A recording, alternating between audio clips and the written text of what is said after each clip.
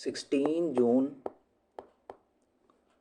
2024 11:30 AM जब मैं अपना जीएस लिखकर प्रीलिम्स बाहर आ रहा था एग्ज़ाम हॉल से, तो there was smile on my face. चेहरे पे नूर था, फेस पे स्माइल थी। 0.001% भी डाउट नहीं था कि मेरा जीएस रुकेगा। 0.001% भी डाउट नहीं था कि मेरा जीएस अच्छा नहीं हुआ या फिर जीएस से मैं बाहर हो सकता हूँ। कोई भी चांस नहीं था। 1% भी 0.1% भी डाउट नहीं था इस चीज़ को लेकर। एंड वो क्यों था? बिकॉज जो जनवरी से हमारा अप्रैल तक का जो टाइम था वो मैंने अच्छे से यूटिलाइज़ किया था। उसको मैंने मैप किया था, प्लान किया था, उस प्लान को एग्जीक्यूट किया था। जो कुछ भी मैंने करना था, जो कुछ भी मैंने प्लान किया हुआ था, वो सब मैंने किया था इस टाइम पीरियड में। अब मई भी होता है ना, यूड से कि मई भी होता है हमारे पास, बट जो लास्ट मंथ होता है जिसमें एग्ज़ाम होता है, इस साल तो हमारा जो मई में होना था एग्ज़ाम, मई लास्ट में, बट वो इलेक्शन की वजह से, इलेक्शन रिज़ल्ट आना था 4 जून को, उसकी वजह से वो डिले हो गया था, है ना, 16 जून को हो गया था। वो तो एक्सेप्शन था, उसको हम काउंट नहीं करेंगे। 2025 में भी आई थिंक 26 मई को होगा हमारा प्रीलिम्स, ठीक है। तो और जो जिस मंथ में एग्ज़ाम होता है, जैसे मई है, उसको हमें खुद पता नहीं चलता वो कब स्टार्ट हुआ और कब एंड हो गया, ठीक है। क्योंकि जैसे ही ये मंथ स्टार्ट होता है जिसमें हमारा एग्ज़ाम होता है, एंग्जाइटी में होते हैं, प्रेशर में होते हैं, ये कंप्लीट हुआ, ये कंप्लीट नहीं हुआ, माइंड में बहुत सारी चीज़ें होती हैं खुद को लेके और एग्ज़ाम को लेके भी। सो वो उसमें हम प्रिपेयर छोड़ो, रिवीजन भी अच्छे से नहीं कर पाते, कुछ रिवाइज भी अच्छे से नहीं कर पाते। ये नॉर्मल है, ये कुछ ऐसा नहीं है कि हमने बनाया है या कुछ, ये नॉर्मल है, सबके साथ होता है, मेरे साथ खुद भी हुआ था। सो you have approximately 4 months, January, Feb, March and April, ठीक है। ये 4 महीने हैं आपके पास। दिसंबर जो है, दिसंबर का एंड है, ठीक है। दिसंबर हाफ ऑलरेडी जा चुका है, नेक्स्ट हाफ में हम एंटर हैं ऑलरेडी, ये भी ख़त्म हो जाएगा, पता नहीं चलेगा। एंड मई में हमारा एग्ज़ाम है, 26 मई हमारा एग्ज़ाम है। मई वाले को आप कंसीडर मत ही करो, बिकॉज नहीं पता चलता कब स्टार्ट हुआ कब ख़त्म हो गया। बहुत सारे बच्चे क्या करते हैं, वो वेट करते हैं कब नोटिफिकेशन आएगा। नोटिफिकेशन आता है फरवरी में, आता है। सो बहुत सारे कैंडिडेट्स, कुछ मेरे दोस्त भी थे और अभी भी हैं, जो इस माइंडसेट से चलते हैं कि पढ़ाई उनकी अभी भी चल रही है। ऐसा नहीं है कि वो बाहर हैं अपनी स्टडी से, they still in their preparation, but वो उस एनर्जी से, उस डेडिकेशन से नहीं पढ़ रहे, उतना टाइम स्पेंड नहीं कर रहे, उतना क्वालिटी एजुकेशन, क्वालिटी जो स्टडी होता है वो उस पर फोकस नहीं कर रहे। वो जस्ट रिलाई कर रहे हैं कि हाँ अभी मेरा चल रहा है, ठीक ठाक हो रहा है, ठीक है, इतना ख़त्म हो गया, इतना हो जाएगा, नोटिफिकेशन आने दो, जब नोटिफिकेशन आएगा फिर फिल करेंगे, उसके बाद एक किक मिलेगा कि हाँ अब हमें प्रिपेयर करना है, अब फॉर्म फिल कर दिया है। So don't wait for that kick, ठीक है, कि हमें किक मिलेगा जब हम नोटिफिकेशन आएगा, फॉर्म फिल कर देंगे, एंड देन अच्छे से फुल फोर्स से, डेडिकेशन से प्लान बना के एग्जीक्यूट करेंगे, जीएस और सीसेट को कंप्लीट करेंगे, करंट अफेयर करेंगे, एट्सेट्रा एट्सेट्रा। वो अपना, वो जो है ना, आप क्या बोलते हैं, हम अपना माइंड में हम क्रिएट कर लेते हैं कि हाँ ऐसा करूँगा, मैं वैसा करूँगा। सो उस चीज़ से बाहर आ जाओ, बिकॉज़ ये चीज़ मैं खुद फेस कर चुका हूँ एंड इसको मैं ओवरकम भी कर चुका हूँ। एंड इसलिए बता रहा हूँ कि आपका कोई अटेम्प्ट वेस्ट ना हो, ठीक है, आपका अटेम्प्ट वेस्ट ना हो। सो जैसे सिर्फ अटेम्प्ट वेस्ट नहीं होता, आपकी एज भी इंक्रीज़ हो जाती है, ठीक है। कुछ रिस्पॉन्सिबिलिटीज़ होती हैं जो आपके एज के साथ इंक्रीज़ होती जाती हैं, ठीक है। अभी आप मे बी 22-23 के होंगे, मोस्टली इस एज ग्रुप में होंगे, ठीक है, कुछ इससे ऊपर भी होंगे। सो जैसे ही आप 25 के आसपास पहुंचते हो, अगर आपकी फैमिली काफ़ी लिबरल है, आपको सपोर्ट करती है कि कोई बात नहीं, आप आराम से लगे रहो, तो वो एक अलग सिनेरियो हो जाता है। बट हाँ, if you are from a family जहाँ पे मतलब घर वाले बताते नहीं हैं, बट कि हाँ इतनी एज तक आई हैव टू सेटल, क्योंकि मेरे ऊपर कुछ रिस्पॉन्सिबिलिटीज़ है, दिस है ना, हर किसी को अपने का पता होता है। सो वो चीज़ आपको खुद को समझनी होगी कि अगर मेरा अटैम्प्ट जा रहा है तो मेरा सिर्फ अटैम्प्ट नहीं जा रहा, मेरे 2 साल जा रहे हैं, क्योंकि 1 साल लगेगा प्रीलिम्स आने में, और फिर 1 साल इस साइकिल को कंप्लीट होने में लगेगा, prelims then mains then interview then result, उसमें 1 साल लग जाएगा। सो आपके 2 साल बढ़ जाएंगे। फॉर एग्जांपल आपने 22 में, एज 22 है आपकी, आपने एग्ज़ाम दिया, आपका प्रीलिम्स मिस हो गया किसी भी, फॉर एग्जांपल जीएस और सीसेट किसी भी वजह से, तो आप 24 के जब हो जाओगे तब मे बी आप सेलेक्ट हो जाओ। एंड ये बेस्ट केस सिनेरियो बता रहा हूँ मैं, क्योंकि जो 23rd का आपका ईयर होगा वो तो एग्ज़ाम देने में निकल जाएगा, ठीक है, prelims mains then interview then result, पूरा प्रोसेस 1 साल का है। सो यू सी कि 2 साल पूरा गैप है। अगर आपका एक अटैम्प्ट वेस्ट हो रहा है तो उसके साल आपके 2 साल जा रहे हैं। तो ये चीज़ आपको, ये मैट्रिक आपको समझना होगा, ये जो नंबर्स हैं ये आपको समझने होंगे कि एक अटैम्प्ट के साथ आपकी एज के 2 साल बढ़ रहे हैं, ठीक है। सो उस चीज़ को आपको कंट्रोल करना होगा अभी से। So don't wait for notification कि फरवरी में हमारी नोटिफिकेशन आएगी तब से मैं अपना आराम से फुल एनर्जी से रात को 4 बजे तक पढ़ूँगा एंड बस फिर आग लगा दूँगा प्रीलिम्स में। सो वो चीज़ अच्छी लगती है सपने में, रियलिटी में ऐसा नहीं होता, ठीक है। So plan your GS and CSAT for upcoming 4 months, just 4 महीने हैं, 4 महीने कुछ नहीं होते, ठीक है। आई एज्यूम कि आपने ऑलरेडी पढ़ा हुआ है, ठीक है, आपकी रिवीजन करनी बाकी है, आपने रिवाइज़ करना है, आपने ऑलरेडी बेसिक कवर किया हुआ है, आपने इस 4 महीने में रिवाइज़ करना है, मॉक लगाने हैं, पीवाईक्यू लगाने हैं, एट्सेट्रा एट्सेट्रा, ठीक है। उसके लिए ये टाइम इनफ है, ये टाइम मोर देन इनफ है 4 महीने करने के लिए। इसके साथ इफ़ यू फील कि मुझे कुछ अपना मेंस का उठाना चाहिए, ठीक है, फॉर एग्ज़ाम्पल अगर आपका कोई ऐसा ऑप्शनल है जो जीएस के साथ ओवरलैप करता है, फॉर एग्ज़ाम्पल किसी का ज्योग्राफी होगा, किसी का हिस्ट्री होगा, ठीक है, लेट्स अज्यूम कि आपका ज्योग्राफी या फिर हिस्ट्री ऑप्शनल है जो ओवरलैप करता है, सो आप उसको साथ में उठा सकते हो, जिसमें आपकी रिवीजन हो जाएगी एंड आपका जो प्री का सिलेबस है वो भी साथ में कवर हो जाएगा। एंड अगर आपका ऑप्शनल कुछ ऐसा है जो बिल्कुल भी जिसका रिलेशन नहीं है प्री के साथ कोई भी रिलेशन नहीं है, ठीक है, फॉर एग्ज़ाम्पल कॉमर्स, मैथ्स और इंजीनियरिंग ऑप्शनल, जिसका कोई रिलेशन नहीं है, बट यू फील कि हाँ मेरा 70 to 80% जो ऑप्शनल है वो मैंने ऑलरेडी कवर कर लिया हुआ है, इसके नोट्स बना लिए हैं, रिवीजन कर ली हुई है। सो इंस्टेड ऑफ कि आप अपना ऑप्शनल इसके साथ प्रीलिम्स के साथ उठाओ रिवाइज़ करने के लिए, you can take any GS subject, ठीक है। फॉर एग्ज़ाम्पल आप मेंस का एथिक्स उठा सकते हो, इजी सब्जेक्ट है, कुछ उसमें ऐसा नहीं होता कि काफ़ी हेक्टिक है या कुछ। या फिर आप GS 3 उठा सकते हो, उसमें काफ़ी सारे ऐसे टॉपिक्स हैं जो आपके प्री के साथ ओवरलैप करते हैं। GS 1 में भी सेम है, 2 में भी सेम है, 3 में भी आपका इकोनॉमी है, 2 में आपकी पॉलिटी है, 1 में आपकी हिस्ट्री है, ज्योग्राफी है। सो GS के सब्जेक्ट जो हैं मेंस के, उसका सिलेबस ओवरलैपिंग है हमारे प्री के साथ, ठीक है, थोड़ा डेप्थ में है बट या ओवरलैपिंग है। अगर आप उसको साथ में करना चाहो तो, ये नहीं कह रहा कि आप करो, but in case you want कि यार प्री प्री के लिए 4 महीने बहुत ज़्यादा हैं तो मैं कुछ साथ में मेंस का कर लेता हूँ। सो ये आइडिया अच्छा होगा कि आप मेंस का जो जीएस वाले सब्जेक्ट हैं 1 2 3 4, इनमें से किसी को उठा लो, ट्राई करो कि फर्स्ट 3 में से किसी को साथ में उठाओ, एंड वो भी वो वाला एरिया, वो वाला टॉपिक जो आपका प्री के साथ ओवरलैपिंग है। इससे आपका डबल बेनिफिट होगा, एक तो प्री रिवाइज हो जाएगा, दूसरा आपका मेंस कवर हो जाएगा। Third thing is this, extreme है बट कुछ लोग कर पाते हैं, कुछ नहीं कर पाते।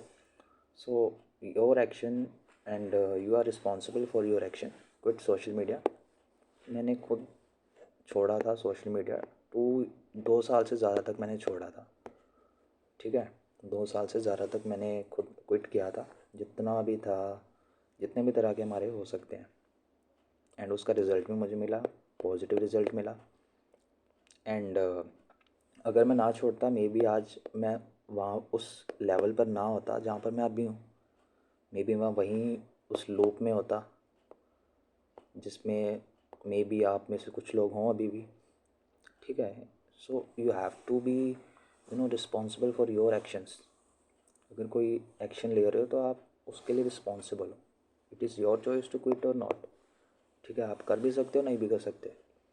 अगर आपको लगता है कि हाँ मैं एक कंट्रोल्ड वे से यूज़ कर रहा हूँ, पॉजिटिवली यूज़ कर रहा हूँ, डूम स्क्रॉलिंग नहीं कर रहा, मैं जस्ट बैठ के स्क्रॉल कर रहा हूँ, कुछ खा रहा हूँ, अगर आपको लगता है ऐसी चीज़ें मेरे साथ नहीं है, सो गुड कि आप यूज़ करो, ठीक है। अगर आपको लगता है कि हाँ मैं 10 मिनट के लिए जाता हूँ कि चलो 10 मिनट देख लेता हूँ, ब्रेक लिया है, बट 1 घंटा कब हो जाता है पता नहीं चलता, बिकॉज एल्गोरिदम जो है मुझे मेरी फेवरेट चीज़ें शो करता है। सो आपको सोचना चाहिए इस चीज़ के बारे में, बिकॉज 4 महीने हैं जस्ट, दिसंबर इज़ ओवर, ठीक है। मई का पता नहीं चलेगा आपको कब स्टार्ट हुआ कब ख़त्म हो गया। जैसे ही आप एग्ज़ाम का फॉर्म फिल कर दोगे फरवरी में, एंग्जाइटी, प्रेशर, अलग अलग तरह के थॉट्स, मेरी प्रिपरेशन नहीं हुई, मेरा सिलेबस नहीं हुआ, मेरा तो सी सेट नहीं हुआ, ये नहीं हुआ, वो नहीं हुआ, करंट अफेयर पेंडिंग है, ये सारे के सारे थॉट्स आपके माइंड में आएंगे जब आप फॉर्म फिल कर दोगे। एंड ये नेचुरल है। रात को जब आप सोने जाओगे, बेड पे अकेली लाइट ऑफ होगी, तब ये सारे थॉट्स आपके माइंड में घूमेंगे कि ये भी पढ़ा है, ये भी पढ़ा है, कैसे करूँगा। सो इंस्टेड कि आप ये सब सोचो, उसको अभी से प्लान करो कि वो वाली आपकी सिचुएशन क्रिएट ना हो, ठीक है। So it is you versus you, कोई और नहीं है। एंड ये लाइन मेरी फेवरेट है कि eat static like food and drink current like water. जो स्टैटिक सब्जेक्ट है उसको खाना जैसे हम खाना होता है, हम तब तक खाते रहते हैं, तब तक खाते रहते हैं जब तक हम सेटिस्फाई ना हो जाए, ठीक है। स्टैटिक सब्जेक्ट को तब तक रिवाइज करो, तब तक पढ़ो जब तक आप सेटिस्फाई ना हो जाओ कि हाँ अब मेरा बन गया, अब मैं लेवल पर उस लेवल तक आ चुका हूँ कि मैं compete कर सकता हूँ, मैं कट ऑफ क्लियर कर सकता हूँ, कट ऑफ से एटलीस्ट 10-15 मार्क्स ज़्यादा ला सकता हूँ। उतना उस लेवल का कॉन्फिडेंस आ जाना चाहिए आप में। एंड करंट उतना करो जितनी ज़रूरत है। ड्रिंक करंट लाइक वाटर, जितना हम पानी उतना ही पीते हैं जितनी ज़रूरत होती है। ये नहीं है कि हम एक पूरी बाल्टी पानी की भर के लेके पी लेते हैं, ऐसा नहीं होता। जितना चाहिए होता है गिलास में, हम उतना ही कंज्यूम करते हैं। सो करंट को भी उतना ही कंज्यूम करना है जितना आपको चाहिए, ठीक है। बहुत सारी मैगज़ीन है मार्केट में, एंड तरह तरह के करंट अफेयर्स के ऊपर भी मॉक टेस्ट आते हैं। आपको सबके पीछे नहीं भागना, किसी एक को उठा लो, वेदर इट इज़ PT 365 या कोई और आप अपनी कोचिंग की फॉलो कर रहे हो, उसको उठा लो, किसी एक को उठा लो एंड उसको अच्छे से कर लो। इंस्टेड कि मैं अन अकेडमी की भी पढ़ लेता हूँ, दृष्टि की भी पढ़ लेता हूँ, PT भी पढ़ लेता हूँ, ये भी पढ़ लेता हूँ, उससे कुछ नहीं होगा। बिकॉज 70-80% पेपर जो है वो आपका स्टैटिक से है। अगर आप करंट छोड़ भी दोगे ना, वर्स्ट केस सिनेरियो, करंट छोड़ भी रहे हो, स्टैटिक आपका बहुत अच्छा है, फिर भी आप कट ऑफ निकाल लोगे, ठीक है। मैं रिकमेंड नहीं कर रहा छोड़ो, बट जस्ट बता रहा हूँ कि इन केस अगर हम अज्यूम करें कि आपने करंट का कुछ भी नहीं किया बट आपका स्टैटिक काफ़ी अच्छा है, तो भी आप कट ऑफ क्लियर कर लोगे, इतना वो नहीं होता।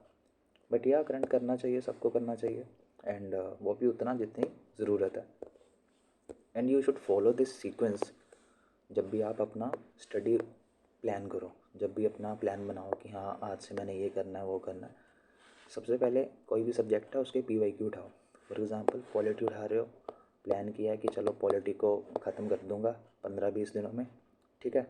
सो उसका पहले PYQ उठाओ, लास्ट 5 to 7 ईयर्स, मैक्सिमम जितना हो सकता है उतना करो, एटलीस्ट 5 ईयर्स तो होने चाहिए, ठीक है।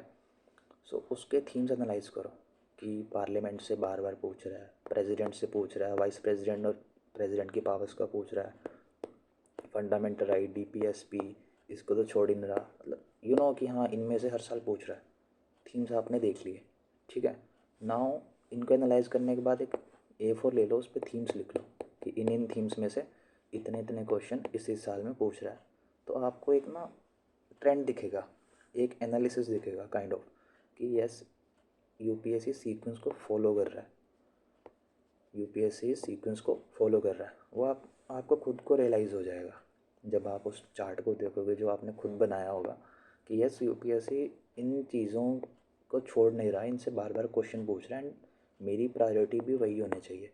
जैसे आपने PYQ एनालाइज कर लिया, थीम्स एनालाइज कर लिए कि हाँ ये थीम्स है, उसके बाद अब जंप करो अपनी लक्ष्मीकांत पे या नोट्स पे जो भी आपने बनाया हुआ है, ठीक है। उसके बाद उनको रिवाइज़ करो अच्छे से। जिनसे बार बार पूछ रहा है उनको 1% भी आपने छोड़ना नहीं है, उनकी डेप्थ तक जाना है अच्छे से। नोट्स बनाने हैं, शॉर्ट नोट्स बनाने हैं, जैसे मर्जी करो, उसको वैसे कंप्लीट करना है। करने के बाद जैसे वो हो जाए उसके बाद फिर से PYQ खुद लगाओ। पहले आपने PYQ एनालाइज़ किया था, ठीक है, अब PYQ को आप अटेम्प्ट करोगे, ठीक है। पहले एनालाइज़ किया था, थीम्स एनालाइज़ किए थे, उसके बाद रिवाइज़ किया स्टैटिक, देन आप अटेम्प्ट करोगे PYQs को जो आपने एनालाइज़ किए थे। अटेम्प्ट करने के बाद अपनी जो भी है आंसर शीट में काइंड ऑफ कितने मेरे सही थे, कितने गलत थे, जो गलत थे क्यों गलत थे, क्या नॉलेज कम थी या फिर कोई सिली मिस्टेक थी, इनको एनालाइज करके थोड़ा सा ओवरकम करना, इसको इम्प्रूव करना। देन आप मॉक पे शिफ्ट करना, उसके बाद मॉक पे जाओगे आप। ये नहीं है कि पहले मैं अपनी लक्ष्मीकांत उठाता हूँ, उसको रिवाइज़ करता हूँ, ठीक है, देन मैं सीधा कोई भी ऑनलाइन मॉक उठाता हूँ या फिर ऑफलाइन किसी कोचिंग में जाता हूँ, मॉक देकर आता हूँ एंड मॉक मेरे मेरे नंबर आते हैं 52 एंड 52 नंबर देख के मैं सैड हो जाता हूँ कि यार मेरी तो पढ़ाई नहीं हुई, मेरा तो लक्ष्मीकांत इतनी ख़राब है, पॉलिटी इतनी ख़राब है, मैं कैसे कम्पीट करूँगा ये वो। सो ये फॉलो ही नहीं करना, इस सीक्वेंस में हमने जाना ही नहीं, ठीक है। ये वर्स्ट होता है, सबसे वर्स्ट होता है, मैं खुद इस चीज़ में जा चुका हूँ एंड इसीलिए बता रहा हूँ कि इसको फॉलो ही नहीं करना। PYQ जाएंगे, फिर स्टैटिक, फिर PYQ अटैम्प्ट करेंगे, उसके बाद मॉक लगाएंगे एंड मॉक सिर्फ रेप्यूटेड इंस्टीट्यूट्स के लगाएंगे और वो भी लिमिटेड नंबर में, ठीक है। प्रेफर करो सब्जेक्ट वाइज मॉक लगाओ, ठीक है। सब्जेक्ट वाइज मॉक लगाने के बाद आप फुल मॉक लगाना, डायरेक्टली फुल मॉक पे जंप मत करना। सब्जेक्ट वाइज लगाओगे आपको पता होगा कौन से सब्जेक्ट में किस एरिया में मेरी वीकनेस है, ठीक है। फुल मॉक बाद में लगाना जब आप अलग अलग सब्जेक्ट में आपको लगे कि हाँ एक लेवल हो गया अब मेरा, अब मैं कंप्लीट कर सकता हूँ, ठीक है। Then most of you newspaper follow करते होंगे सुबह सुबह, हिंदू या फिर अपना इंडियन एक्सप्रेस और भी कोई मे बी, मोस्टली तो ये दोनों होते हैं। सो इट इज़ टाइम कि आप न्यूज़पेपर से अपनी मैगज़ीन की तरफ शिफ्ट कर जाओ। आई अज्यूम कि आप अभी उस लेवल पर हो कि आपकी रीडिंग स्किल अच्छी हैं, ठीक है। मैं अज्यूम कर रहा हूँ कि आप आराम से 6 to 7 मंथ प्रिपेयर कर रहे थे लास्ट एंड आपकी रीडिंग स्किल अच्छी है। सो एंड सो आपको कि कॉम्प्रिहेंशन को कैसे पढ़ते हैं एंड आंसर राइटिंग के लिए आपके माइंड में ऑलरेडी आर्टिकुलेट हो जाती हैं चीज़ें। सो उतनी आपने अंडरस्टैंडिंग बिल्ड कर लिया इन इस टाइम पे न्यूज़पेपर रीड करके। सो आपको अब ज़रूरत नहीं है कि आप अब न्यूज़पेपर को रीड करो, आप मैगज़ीन पे शिफ्ट करोगे। इससे क्या होगा, आपका टाइम सेव होगा। न्यूज़पेपर उठाते हो एटलीस्ट 1.5 to 2 आवर्स जाते हैं आपके, इतने जाते हैं। इंस्टेड मंथली मैगज़ीन उठाओ, उसको 3 to 4 डेज़ में ख़त्म कर दो। इससे आपका काफ़ी टाइम बचेगा एंड वही टाइम आप अपना GS CSET या किसी और मेंस के सब्जेक्ट में लगाओगे, ठीक है। एंड लास्ट कुछ 2020 के बाद से UPSC ने क्या किया, CSET का लेवल जो है वो रेज़ कर दिया है, काफ़ी ऊपर कर दिया है, ठीक है। तो पहले क्या होता था, हम PYQ कर लेते थे CSET के, हमारा प्री क्लियर हो जाता था, मतलब CSET क्लियर हो जाता था, हम सिर्फ GS पे फोकस करते थे। अब वो सिनेरियो टोटली चेंज हो गया 2020 के बाद से।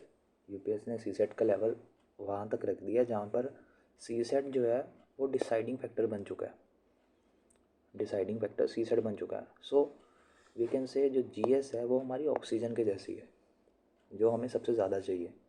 बट जो CSET है वो नाइट्रोजन है, जिसके बिना हम रह नहीं सकते। सो हमारे लिए दोनों ज़रूरी हैं, ज़्यादा ज़रूरी है ये, बट ये भी ज़रूरी है। अगर सिर्फ ये कंज्यूम करेंगे तो हम सर्वाइव नहीं कर पाएंगे, ठीक है। सो बोथ आर ज़रूरी, बोथ आर ज़रूरी।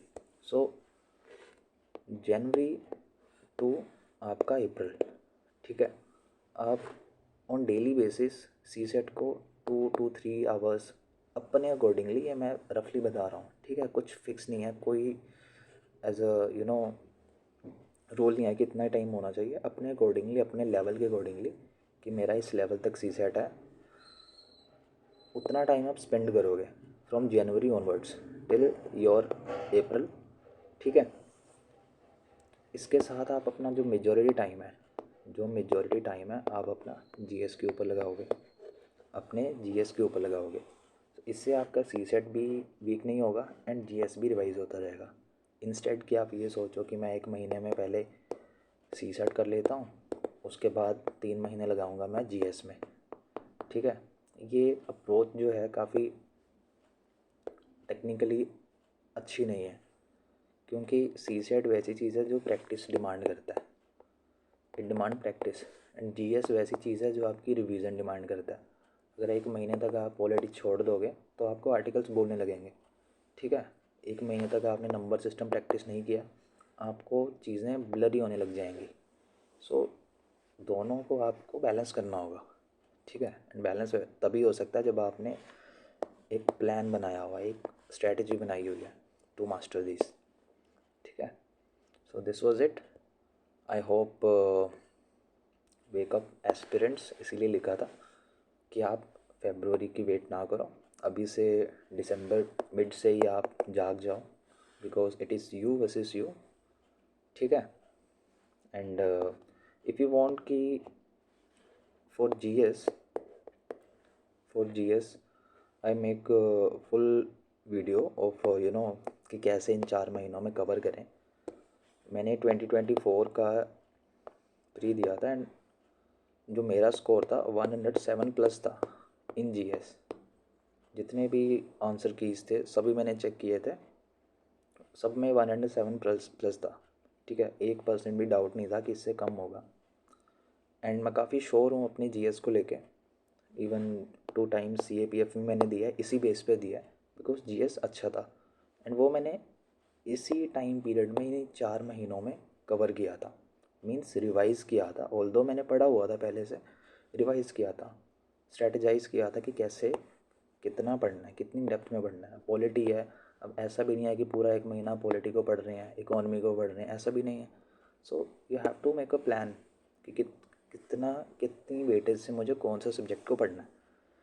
ठीक है, सो ड्रॉप अ कमेंट अगर आपका कोई डाउट हो, कोई क्वेश्चन हो, एनीथिंग यू वांट टू से।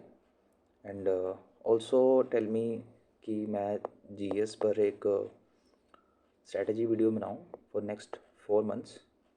Thank you for watching this session.